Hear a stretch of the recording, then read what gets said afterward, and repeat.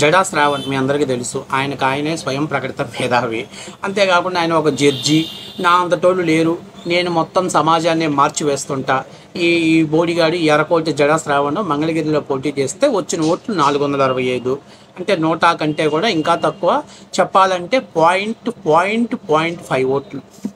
ఈ 0.55 ఓట్లు ఉన్నటువంటి ఈ జడా శ్రావణ్ వైసీపీ ఛానల్స్కి ఇంటర్వ్యూలు ఇస్తూ జగన్మోహన్ రెడ్డికి అనుకూలంగా మీడియాలో మాట్లాడుతూ ఉంటాడు. లా అండ్ ఆర్డర్ మీద కూడా పెద్దగా అవగాహన లేనటువంటి వ్యక్తి. అట్లాగే మనోడు కేవలం చంద్రబాబు నాయుడు గారి మీద, పవన్ కళ్యాణ్ గారి మీద ద్వేషంతో ప్రెస్ మీట్లు పెట్టేసి ప్రెస్ మీట్లు రిలీజ్ చేస్తున్నాడు. ఇక తాజాగా పిచ్చి పీక్ స్టేజ్కి చేరింది. ఈ మధ్య ఒక చెత్త పని చేసి హైకోర్టుకు వెళ్తే హైకోర్టు మన అరకోడు జడా శ్రావణ బట్టలు ఊడదీసి అటు ఇటు చంప చెల్లుమనేలా వాయించడంతో పాటు ఇంకొకసారి ఇలాంటి పిచ్చి పిచ్చి వాద్యాలను ఫ్రిల్ దాఖలు చేశావంటే కోర్టులో సమయాన్ని వృధాగా చేసినందుకు గాను నీ మీద చట్ట ప్రకారమైన చర్యలు తీసుకోవాల్సి వస్తుంది అని చెప్పేసి మన అరకోటి జడా శ్రావణ్కి గట్టిగా వార్నింగ్ ఇచ్చింది హైకోర్టు. అసలు ఏంటి కారణం ఏంటంటే, ఆయన హైకోర్టులో ఒక ఫ్రిల్ దాఖలు చేశాడు. ఈ నెల 1వ తారీఖున ఒక ఫ్రిల్ వేశాడు, వాద్యం వేశాడు. ఏం వేశాడు ఆ వాద్యం తెలుసా? ప్రభుత్వ కార్యాలయాల్లో ముఖ్యమంత్రితో పాటు డిప్యూటీ ముఖ్యమంత్రి గారి ఫోటోలు పెడుతున్నారు, అది ఒక నెసెసరీగా రాష్ట్ర ప్రభుత్వం పరిగణిస్తుంది. అసలు ముఖ్యమంత్రి గారి ఫోటో తప్పనించి ఇంకొక ఫోటో, అంటే డిప్యూటీ ముఖ్యమంత్రి గారి ఉప ముఖ్యమంత్రి గారి ఫోటోలు పెట్టాలనేది ఎక్కడైనా ఉందా? ఇలా ప్రభుత్వ ధనాన్ని ఎందుకు దుర్వినియోగం చేస్తున్నారు? ఆయనకు ఏ అధికారం ఉందని ఉప ముఖ్యమంత్రి గారి ఫోటోలు పెడుతున్నారు?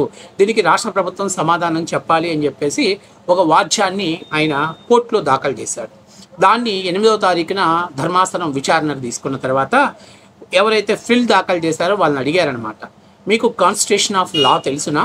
మీకు భారత రాజ్యాంగం తెలుసునా? నేను అడుగుతున్నాను, భారత రాజ్యాంగంలో ఎక్కడైనా సరే ఉప ముఖ్యమంత్రి గారి ఫోటో పెట్టకూడదు అనేటువంటి నిబంధనలు ఏమైనా ఉన్నాయా? ఎక్కడైనా కానీ దాని గురించి ఏమైనా రాయబడిందా? దాన్ని మీరు పూర్తిగా ఒకసారి చదివారా? చదవకుండా విలువైనటువంటి కోర్టు సమయాన్ని, ప్రజలని సమయాన్ని ఎందుకు వృధా చేస్తున్నారు అని చెప్పి జడా శ్రావణ్ మీద కోర్టు సీరియస్ వార్నింగ్ ఇచ్చింది. అంతేకాకుండా ప్రజలకు ఉపయోగపడినటువంటి ప్రజావాద్యాలుగా పరిగణించకూడదు. మీరు ఏదో ఒక పార్టీకి ఊడిగం చేస్తా ఆ పార్టీ యొక్క ఎజెండాని అమలు చేయాలనే ఉద్దేశంతో మీరు ఈ ఫ్రిల్ దాఖలు చేశారు అని మేము పరిగణిస్తున్నాం. మొదటిసారి కాబట్టి దీన్ని క్షమించి వదిలేస్తున్నాం. ఇంకొకసారి ఇలాంటి ఫ్రిల్స్ని కానీ మీరు దాఖలు చేసిన వాద్యాలు కానీ దాఖలు చేస్తే మీ మీద చట్టపరమైనటువంటి చర్యలు తీసుకోబడుతుంది అని చెప్పేసి కోర్టు వాళ్ళు దాఖలు చేసినటువంటి వాద్యాన్ని డిస్మిస్ చేశారు.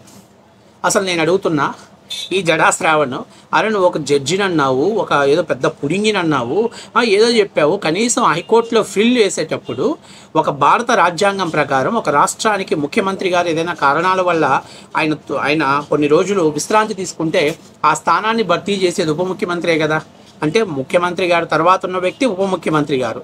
అంతేకాకుండా ప్రభుత్వ కార్యాలయాల్లో ముఖ్యమంత్రి గారిది, ఉప ముఖ్యమంత్రి గారిది, అలాగే ఒక లెక్కలో చెప్పాలంటే గవర్నర్ గారి ఫోటో కూడా పెట్టుకోవచ్చు, ఇబ్బంది ఏం లేదు, ఎక్కడ అబ్జెక్షన్ లేదు.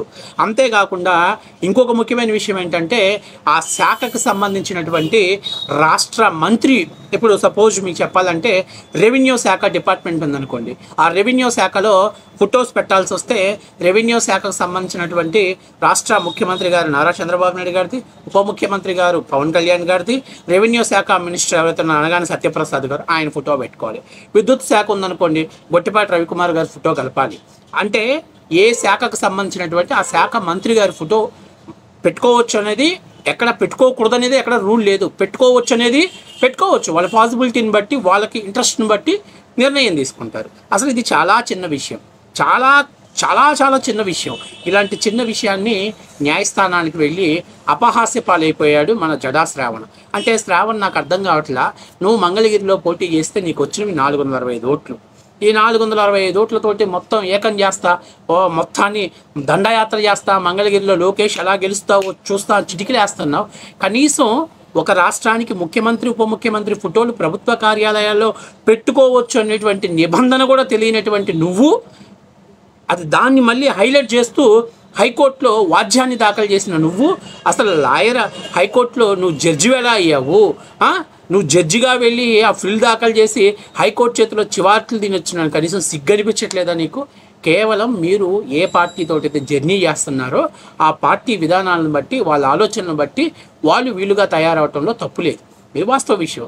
ఎందుకంటే మనోడికి తెలుసు ఇవన్నీ. కానీ ఎందుకు వేసాడయ్యా అని అంటే, గిల్లి జ్వాల బారించుకోవటం మన వాళ్ళకి బాగా వైసీపీ పేటీఎం వాళ్ళకి బాగా అలవాటు. ఆ పేటీఎం డబ్బులు పడేటప్పుడే ఇలాంటివన్నీ కూడా కళల్లో ఒక భాగం అన్నమాట. ఇప్పుడు వీళ్ళు హైకోర్టుకు వెళ్ళారు, హైకోర్టు చీ కొట్టింది, రేపు సుప్రీంకోర్టుకు వెళ్తాడేమో.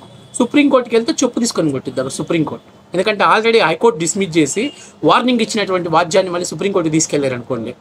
సుప్రీంకోర్టులో చాలా కేసులు ఉన్నాయి ఇప్పటికీ తేలకుండా, తల అంటుకుంటున్నారు అక్కడ జడ్జిలు. ఇట్లాంటివన్నీ వాద్యాలని దాఖలు చేస్తే అది ప్రజావాద్యం అని చెప్పి ఇలాంటి వాద్యాలు దాఖలు చేస్తే ఖచ్చితంగా సుప్రీంకోర్టు మెట్ల దగ్గర జడ్జి గారు ఇలాంటి వాళ్ళని అసలు లోపలికి కూడా రానియొద్దని చెప్పే పరిస్థితి ఏర్పడింది. కాబట్టి కనీసం ఈ మాత్రం ఇంగిత జ్ఞానం లేని మీరు ఇలాంటి చెత్త వాద్యాలు దాఖలు చేసి హైకోర్టులో చివాట్లు తినడానికి కొంచెమైనా సిగ్గు అనిపించలేదా? గత 5 ఏళ్లలో మీరు నిజంగా ఇలాంటి వాటి మీద మీరు రెస్పాన్స్ అవుతారంటే, జగన్మోహన్ రెడ్డి ప్రభుత్వ కార్యాలయాలకు సాక్షి పేపర్ వేయించాడు, వాలంటీర్లకు సాక్షి పేపర్ వేయించాడు, అట్లాగే చాలా చోట్ల అంటే ప్రభుత్వ సచివాలయాలకు సాక్షి పేపర్ వేయించాడు, ఆర్బీకే సెంటర్లకు సాక్షి పేపర్ వేయించాడు, అట్లాగే ప్రభుత్వంలో ఉన్నటువంటి పెద్ద పెద్ద కార్యాలయాలకు కూడా సాక్షి పేపర్ వేయించాడు. ఆ సాక్షి డబ్బుల్ని సర్క్యులేషన్ పెంచుకోవడం కోసం ఒక ప్రైవేట్ పేపర్ని వేయించాడు. మీరు ఎప్పుడైనా దాని మీద మీరు కోర్టుకు వెళ్ళారా? ప్రజా దుర్వినియోగం కదా, దాని మీద ఎప్పుడైనా కోర్టుకు వెళ్ళావా? అలాగే సచివాలయాలకు, భవనాలకు, రోడ్లకు, బిల్డింగులకు, శ్మశానాలకు అన్నిటికీ జగన్మోహన్ రెడ్డి రంగులు వేశాడు. ఎప్పుడైనా వెళ్ళేవారా? కోర్టుకు వెళ్ళావా? పనికి మాలోడా? అంటే వీళ్ళంతా ఏంటి అని అంటే జగన్మోహన్ రెడ్డితో మాట్లాడతారు. సచివాలయం అంటే సమావేశంలో వీళ్ళ అజెండా ఒకటే, ఏ పరిస్థితుల్లో ప్రభుత్వం మీద కోర్టుకు వెళ్ళాలి, ప్రభుత్వం మీద కేసులు వేయాలి, ప్రభుత్వాన్ని అప్రతిష్ట పాలు చేయాలి. ఎందుకంటే గతంలో జగన్మోహన్ రెడ్డి 3 రాజధానుల కాన్సెప్ట్ అంటే అమరావతి రైతులు ఎట్లాగైతే కోర్టుకు వెళ్ళి నిలువరించారో, ఎలాగైతే అమరావతి రైతులు అక్కడ ఫైట్ చేశారో, ఒక రకంగా జగన్మోహన్ రెడ్డి బేజారవటానికి కూడా కారణం అది. కాబట్టి అలాంటి సిచ్యువేషన్ని చంద్రబాబు క్రియేట్ చేయాలి అని చెప్పే ప్రయత్నం చేస్తారు. కానీ ఒక వాస్తవ విషయం ఏంటంటే, ఒక రెవెన్యూ ఏదైతే ఒక ప్రభుత్వ కార్యాలయంలో ముఖ్యమంత్రి గారు, ఉప ముఖ్యమంత్రి గారు, అట్లాగే గవర్నర్ గారిది, రాష్ట్రపతి గారిది, దేశ ప్రధాని గారిది కూడా ఫొటోస్ పెట్టుకునే రైట్స్ అందరికీ ఉన్నాయి. ఆ శాఖ మంత్రి గారి ఫోటోలు పెట్టుకునే రైట్స్ ఉన్నాయి. అవి పెట్టాలి పెట్టకూడదు అనేటువంటి మ్యాండేటరీ ఎక్కడా లేదు. అదేం ఒక జీవో లేదు, బలవంతంగా పెట్టాలి అనేటువంటి జీవో ఏం లేదు. ఆ శాఖ మీద వాళ్ళకు ఉన్నటువంటి అభిమానంతో వాళ్ళు ఉన్నటువంటి వ్యక్తులు విధానాన్ని బట్టి వాళ్ళు ముందుకు వెళ్ళాలి. అరే ఈ చిన్న విషయం కూడా తెలియకుండా నువ్వు జడ్జి ఎట్లా అయ్యావు, న్యాయస్థానానికి ఎట్లా వెళ్ళావు, వాద్యం ఎలా దాఖలు చేసావు, హైకోర్టులో చివాట్లు ఎట్లా తిన్నావు, హైకోర్టులో అరకోటిప్పి నీకు బండాబూతులు తిట్టారు కదా జడ్జి గారు. ఇప్పటికైనా సిగ్గు తెచ్చుకొని ఏది నిజం, ఏది అబద్ధం, ఏది వాస్తవం, ఏది ప్రజలకు ఉపయోగపడింది, ఏది ప్రజలకు ఉపయోగపడదో తెలుసుకొని కనీసం పోరాడితే విలువ, గౌరవం ఉంటుంది. అంతేగాని ఏదో జగన్మోహన్ రెడ్డి పేమెంట్ కొడుతున్నాడు కదా, జగన్మోహన్ రెడ్డి కోసం నేను పనిచేస్తాను, జగన్మోహన్ రెడ్డి గారి విధానాన్ని ప్రజల్లో తీసుకెళ్తాను, ఇట్లాంటి సొచ్చు ప్రయత్నాలు చేస్తే ఇట్లాగే న్యాయస్థానాలలో, హైకోర్టుల్లో చివాట్లు తినాల్సిన పరిస్థితి ఏర్పడింది. అరకోటి శ్రావణం.